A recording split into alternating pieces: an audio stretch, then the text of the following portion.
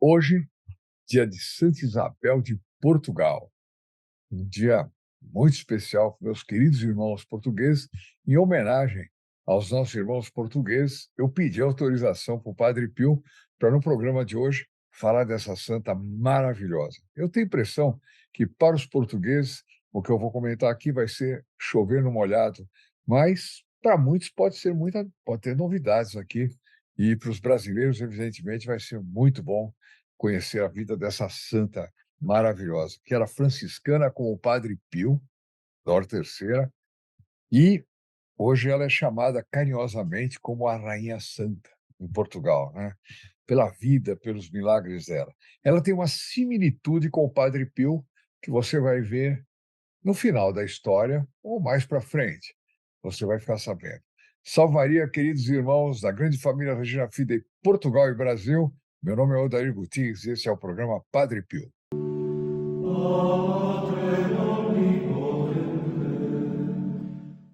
Eu acho que no próximo programa eu já estou gravando de Portugal. Dessa vez estou gravando ainda do Brasil, devo viajar, depois de amanhã, então tá uma correria daquelas, mas eu não podia deixar de fazer essa homenagem a Santa Isabel, cuja festa se comemora no dia 4 de julho, né, hoje. Se porventura mudou no calendário, porque às vezes vive mudando essas coisas, meus irmãos portugueses me avisem aqui. Eu vou perguntar várias coisas para vocês, hein? Bom, eu queria apenas lembrar que nós estamos distribuindo, aliás, é só colocar aqui, o adesivo do Padre Pio. Para quem é filho protegido do Padre Pio, tem direito a ligar para cá, pedir 4 adesivos e também o livrinho com a vida do Padre Pio. E aqueles que não são filhos protegidos do Padre Pio, nós estamos distribuindo o livrinho gratuitamente e um adesivo, tá bom? E eu queria pedir muito para vocês prestarem atenção no primeiro link ou no primeiro comentário que tem aqui embaixo, falando da campanha do devocionário Invocando os Santos Anjos, que nós estamos. Isso aqui é um boneco, hein? Uma experiência, uma prova, mas tem coisas maravilhosas aqui. Então, não deixe de garantir o seu com uma doação. Os filhos protegidos do Padre Pio, claro, vão receber. Eles, afinal de contas, já garantem uma boa parte das coisas que nós podemos fazer aqui, mas eu peço que os outros colaborem e vocês vão lá no link para vocês verem que está baixo, está baixo. Eu estou até o dia 20 para ter aquela quantia maluca. Dá uma olhada lá. Não é tão maluca, mas nas condições que nós estamos, evidentemente é complicado. Bom, como amanhã, quarta-feira, eu iria liberar todo mundo que colocasse no comentário, né, os nomes, etc., das pessoas que querem que entre na missa da próxima quinta-feira, eu libero já hoje, terça-feira, porque pode ser que amanhã seja um daqueles dias que eu estou em trânsito. Então, eu libero já hoje e amanhã. Nesses 2 dias, vocês podem, nos comentários, colocar nomes de pessoas para serem incluídas na Santa Missa da próxima quinta-feira. Pronto, em 2 dias podem colocar lá, mas eu gostaria que vocês colocassem, especialmente pelas crianças, pelos jovens, pelos adolescentes. Pensem nos seus netos, nos seus filhos, bisnetos, porque eles estão precisando muito de orações. Coloque o nome deles, né, na missa. Claro que os sobrinhos, enfim, tá bom? Tá bem assim? Então, vamos entrar na nossa matéria, que foi tirada do livro Leituras Religiosas da Vida dos Santos para Todos os Dias do Ano, na Luz Perpétua, do padre João Batista Lehmann. Então, vamos lá. Os portugueses podem fazer crítica à vontade. Tudo que eu errar aqui, vocês me coloquem em ordem, tá bom? A Rainha Santa Isabel, vamos ver primeiro o nascimento e a juventude dela. A Rainha Santa Isabel, filha de Pedro III, rei de Aragão, portanto, da Espanha, né? Nasceu em 11 de fevereiro de 1270, século XIII. Não se sabe se na cidade de Barcelona ou de Saragossa. Portanto, ela era espanhola. Menina de tenra idade, fornecia indícios claros de futura santidade, tanto pela grande caridade e compaixão que tinha com os pobres, como pelo amor que se dedicava à oração e às práticas de piedade. Oração, minha gente, como o Padre Pio fala disso. A igreja era seu lugar predileto, onde passava horas rezando. Quando tinha 8 anos, rezava o Divino Ofício diariamente, costume que conservou durante toda a vida. Que coisa! Outro mundo, né, minha gente? Hoje em dia, nem com a inteligência artificial, acho que o camarada consegue fazer alguma coisa, descobrir uma oração para rezar, nada disso, né? Quer dizer, no fundo, tem que ter amor, amor de Deus, vontade de estar com Deus, diante de Deus, do lado de Deus, com Deus, amando Ele, né? Aí a oração brota dos lábios, né? Ainda menina, a rainha jejuava todos os sábados e nas vigílias de festas marianas. Todo seu exterior, o modo de falar e de agir, mostrava claramente a sua grande pureza de coração. Na idade de 12 anos, foi dada em matrimônio ao rei de Portugal, Dom Dinis, muito conhecido aí em Portugal. Não vou precisar ficar dando explicações. Conservando as práticas de piedade, procurou Isabel santificar-se em seu novo estado. Quer dizer, ela casou com o rei Dom Dinis, né? E, mesmo assim, ela procurou manter toda a sua vida religiosa de acordo com o estado de casado, mas mantendo isso. Em 3 épocas durante o ano, ela observava em 3 épocas durante o ano, ela observava jejum, cada vez de 40 dias, alimentando-se quase exclusivamente de pão e água. Em tudo havia método, tanto na oração como nos trabalhos. Um santo tem alma em ordem, e quem tem alma em ordem faz tudo com método. Quem é desordeiro e não tem método, não tem rotinas, não tem disciplina, está longe da santidade. Começa a se analisar por aí também.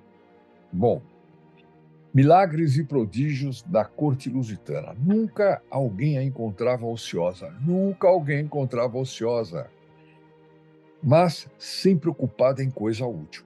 Assídua na recepção dos santos sacramentos, para eles se preparava com muito cuidado. As pessoas que aconselhavam maior moderação nos trabalhos, orações e penitências, Isabel respondia: poderá haver maior utilidade e necessidade da oração que na idade em que os perigos e as paixões se apresentam mais fortes. Olha que noção que ela tinha da adolescência dela, hein? Que coisa impressionante. E como vem aquela. Sempre tem aquelas pessoas dizendo: calma, não é bem assim, você é muito radical, nossa, você não quer ir naquela festinha lá, que vai ter uma gente muito boa, tal, vai ver, sabe lá o que vai sair, etc. E aí, se a pessoa, por uma questão de preservação, diz: não, eu prefiro não ir, você, você é esquisito, ou você é esquisita, né? Mas ela sabia que era arriscado, certas coisas não se pode fazer. E as pessoas que aconselhavam mal já existiam desde o século XIII, portanto, só deve ter piorado hoje em dia. Bom, especial atenção dedicava aos pobres e aos doentes. Isabel costumava dizer: outro motivo Deus não teve de colocar-me sobre esse trono, senão de proporcionar-me os meios de socorrer os necessitados. Quer dizer, Deus não teve outra. Ela sabia, Deus me colocou nesse trono é para socorrer os necessitados. Ela tinha clara a missão, o desígnio de Deus para com ela. Deus recompensou essa dedicação, perdão. Deus recompensou essa dedicação com o dom dos milagres. Uma pobre mulher cujo corpo estava coberto de úlceras, prepare-se, que essa história é forte, recuperou a saúde com um abraço, com que Isabel a distinguiu. Quer dizer, coberto de úlceras devia ser alguma coisa como hanseníase, hoje em dia, né? Em todas as sextas-feiras da quaresma, como na quinta-feira santa, todas as sextas-feiras da quaresma, hein? E na quinta-feira santa, costumava Isabel lavar os pés de 13 mulheres. Entre estas, havia uma cujo pé apresentava uma ferida asquerosa. É duro imaginar a cena. Mas agora a gente vai ver o heroísmo dos santos. Heroísmo é isso, né? Não é bancar um valentão por aí, não. Quero ver quantos valentão conseguiria fazer isso. A Santa Rainha não só lavou a ferida, mas, terminada essa manipulação, levou a penitência a ponto de imprimir um ósculo. Ela beijou sobre o lugar ferido do pé e este curou-se imediatamente. Quer dizer, depois de ela lavar, ela osculou aquele pé asqueroso. Está dito aqui, uma ferida asquerosa. Ela osculou e o milagre se deu imediatamente. Olha aqui. Certamente com muitos testemunhos, né? Em outra ocasião, pelo menos 13 testemunhas ela tinha, que eram as pessoas que ela estava lavando os pés. Em outra ocasião, uma cega, desde a infância, obteve a vista, em virtude da oração da rainha Santa Isabel. Muitos doentes foram curados com o sinal da cruz que Santa Isabel, que a santa sobre eles fazia, quer dizer, fazia um sinal da cruz na testa, enfim, ou sobre a pessoa, etc. As pessoas eram curadas. Portugal, que rainha vocês tiveram, hein? Que rainha, meu Deus do céu, que rainha. Tá fazendo falta em Portugal. Meus irmãos de Portugal, tá fazendo falta uma Santa Isabel aí, né? O rei Dom Dinis, seu esposo, quanto à virtude, era o seu oposto. Ele era o oposto dela, era só virtude. Aqui, o livro diz isso, se não for verdade, os portugueses defendem o Dom Dinis aí, que aliás tem muitas virtudes a serem defendidas. Mas nesse caso, quando ele se casou com Santa Isabel, ele não era. Embora Isabel conhecesse os seus desregramentos e adultério, muito se entristecia ao ver os crimes que Diniz cometia contra Deus. Não era uma mera questão de ciúmes, não, mas olha os crimes que esse homem está cometendo contra Deus. Isso doía para ela muito mais do que o adultério, da humilhação, porque é uma humilhação uma mulher quando sofre adultério, é uma coisa terrível, né? Bom, a rainha, porém, nunca proferiu uma palavra sequer de queixa, mas, com paciência invencível, suportava o marido, pedindo a Deus sua salvação. E, de fato, Isabel teve a satisfação de obter a conversão do marido. Nós vamos ver mais para frente como foi, porque se deu a conversão, mas o demônio não dorme. Não pense que, eu me converti para a Igreja Católica, não vou ter mais tentações. Aí é que começa. Olha o que vai acontecer. O rei, porém, desconfiava de sua santa esposa. Fruto da desconfiança do rei é o milagre das rosas. Tem outra história também que fizeram contra ela. Olha, é tipo Padre Pio, assim. Era insultado, injuriado. Ela que era uma mulher castíssima, né? Puríssima, né? Ela era injuriada, inclusive, de infidelidade contra o rei. É uma barbaridade. E aqui tem outro caso que é brutal. O rei, porém, desconfiava de sua santa esposa. Fruto da desconfiança do rei é o milagre das rosas. Quando levava no avental dinheiro para socorrer os pobres, encontrou-se com o marido que perguntou-lhe o que guardava ali.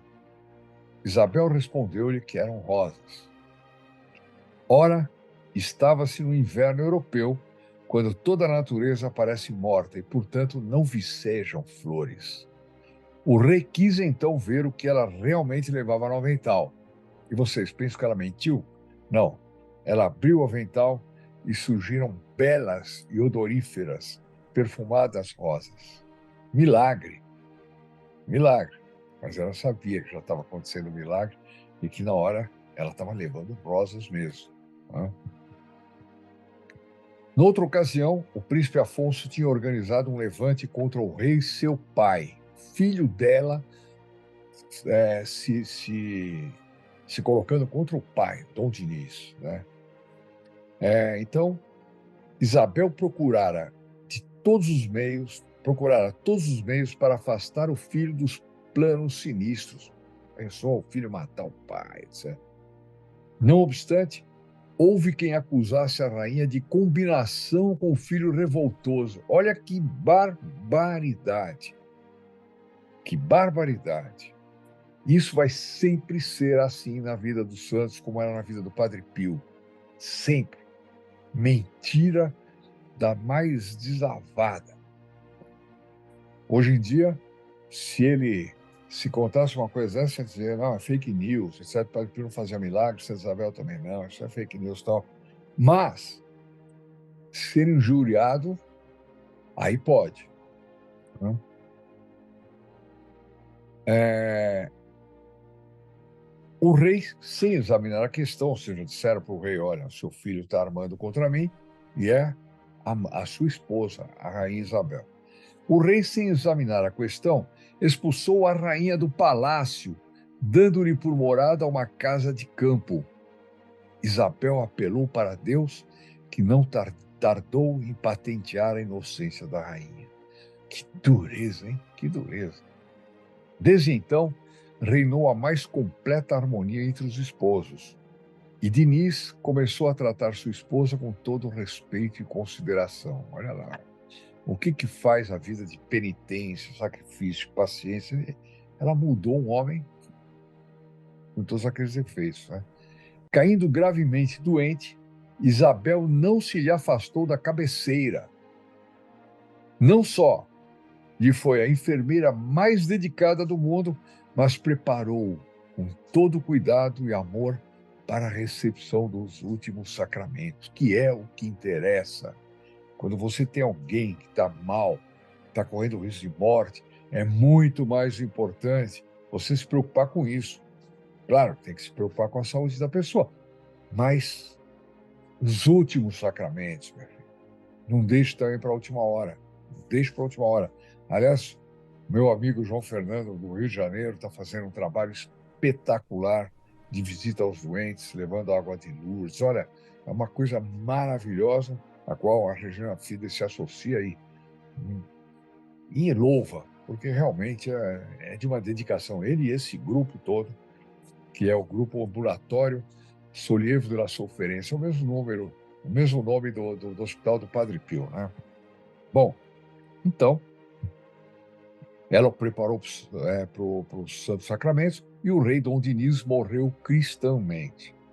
Isabel pediu admissão no convento das religiosas de Santa Clara, ela queria ser Clarice, em Coimbra, de que era fundadora, além do mosteiro cisterciense de Almoste e do Santuário do Espírito Santo em Alenquer. As religiosas, porém, fizeram-lhe ver que seria muito mais útil no mundo que no convento, e a docilidade dela não interessa o que ela quer. Ela percebeu no comentário das religiosas o que é que Deus queria dela. Essa que é a verdade. Ingressando então na Ordem Terceira franciscana, Isabel habitou então uma casa próxima ao convento e começou uma vida só para Deus, a serviço dos pobres e doentes. Que impressionante. Como dizia Padre Pio, quando se apresentava para ele um doente, devia se tratar como se fosse o próprio Cristo que estivesse ali. E quando o doente era pobre, nosso Senhor Jesus Cristo estava duplamente ali, né? Ela já via isso 5, 7, 8, 9 séculos antes. Duas peregrinações fez a Compostela, Santiago de Compostela, na Espanha, a primeira logo depois da morte do marido e a segunda por ocasião do jubileu. De volta da segunda peregrinação, soube de uma guerra que iria arrebentar entre o filho Afonso e o rei vizinho. Esse Afonso aqui também era...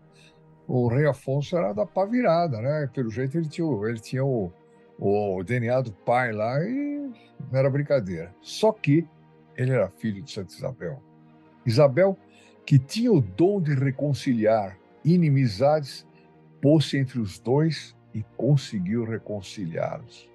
Que coisa impressionante. Bom, naquele tempo, os homens eram diferentes, ainda havia alguns resquícios da barbárie, se bem que hoje não tem resquício da barbárie. Hoje em dia, nós vivemos um mundo bárbaro. Essa que é a verdade, inteiramente bárbaro.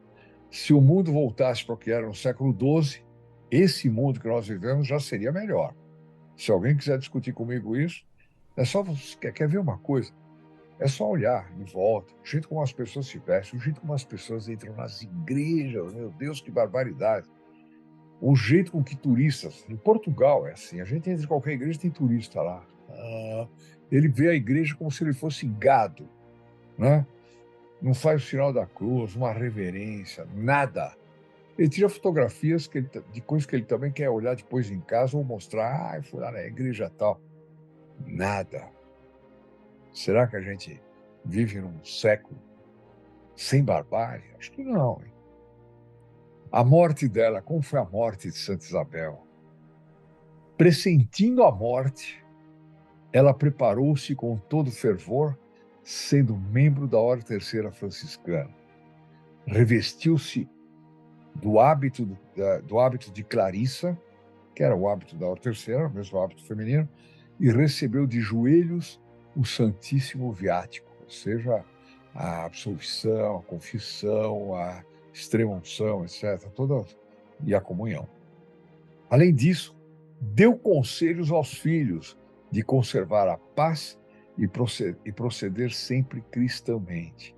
Entre as dores da doença, Santa Isabel repetiu muitas vezes: Ó Maria, Mãe das Graças, Mãe de Misericórdia, defendei-me contra o espírito maligno e recebei-me na hora da morte. Que lindo! A rainha Isabel de Portugal morreu em Estremoz, acho que é assim que se fala, se eu não me engano, fica perto de Évora, ou a caminho de Évora, ou do lado de Évora, enfim. Me contem, tudo que eu tiver de dúvida aqui, vocês me coloquem aqui nos comentários. Eu gosto muito de saber mais dessa terra que eu amo, uma barbaridade, que é Portugal, né? Ela morreu no dia 4 de julho de 1336, na idade de 65 anos. Jovem, hoje seria jovem. Naquela idade era mais. Agora, olha o principal, e aqui vem no que ela é parecida com o Padre Pio. 300 anos depois, portanto, 1630, século XVII, 300 anos depois de sua morte, foi o seu corpo encontrado incorrupto, exalando perfume deliciosíssimo. Ah, meu Deus! Então me avisem aí onde está o corpo de Santa Isabel, rainha de Portugal. Eu quero saber, porque eu preciso dar um jeito de ir lá. Onde ela está? Se tem ideia de que ela esteja incorrupta ainda? Talvez não, enfim.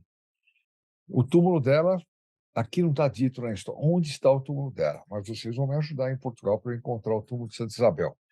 Grandes milagres Deus se dignou fazer no túmulo de sua serva. Isabel foi canonizada pelo Papa Urbano VIII no dia 25 de maio de 1625, quer dizer, 300 anos depois da morte dela. É bárbaro, como demorava. Os processos de canonização eram muito cuidadosos, etc. E 25 de maio, um dia interessante, né? Padre Pio, depois de 2 séculos depois, 2 séculos e meio depois, no dia 25 de maio, Padre Pio viria nesse mundo. Está aí. Santa Isabel de Portugal, que maravilha. Se você gostou dessa história, deixe seu like, compartilhe. Você compartilhando, você coloca todo mundo que você compartilhar na missa da próxima quinta-feira. Você que se inscrever e acionar o sininho também entra na missa da próxima quinta-feira.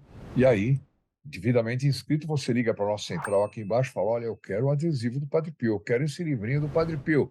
E os que forem filhos protegidos do Padre Pio falam: olha, eu sou filho protegido do Padre Pio, eu quero pelo menos 4 adesivos para eu colocar no meu automóvel, na minha casa, na minha janela, na mochila dos filhos, dos netos.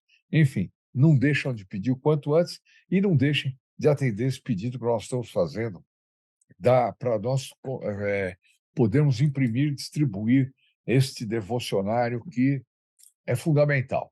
Padre Pio diz que é fundamental. Então, eu conto com vocês até o dia 20 de julho. Vejam aí no primeiro link como é que você pode doar com toda a segurança, mas aí você vai ver também, mesmo que você não doar, dá para você ver como nós estamos longe da meta, e eu estou preocupado. Quando vocês estiverem olhando, vão faltar 16 dias para a gente tomar uma decisão. Eu vou estar em Portugal, e já estou, aliás, já estou aqui, e vamos ter que tomar essa decisão. Vamos ver o que fazer. Conto com as orações de vocês e com os anjos da guarda de cada um que está me ouvindo. Queridos irmãos portugueses, hoje foi o dia de vocês, mas eu tenho certeza que os brasileiros gostaram muito dessa história, porque, afinal de contas, nós temos o DNA de Portugal. E isso aí ninguém tira do Brasil, e eu considero essa a maior graça que o nosso país recebeu foi ter sido descoberto pelos católicos portugueses, que eram todos da ordem de Cristo. Atenção para isso. Vamos rezar, Ave Maria, por todos que assistiram nosso vídeo, pelo apostolado em Portugal, para que mais filhos protegidos de Portugal apareçam e nós possamos fazer uma obra grandiosa nessa terra tão amada por Nossa Senhora. Tá bom? Semana que vem eu devo dar um jeitinho de ir para Fátima. Salve Maria, queridos irmãos da grande família Regina Fide, Portugal e Brasil. Vamos agora rezar e depois a bênção do nosso querido Padre Pio. Em nome do Pai, do Filho e do Espírito Santo. Amém.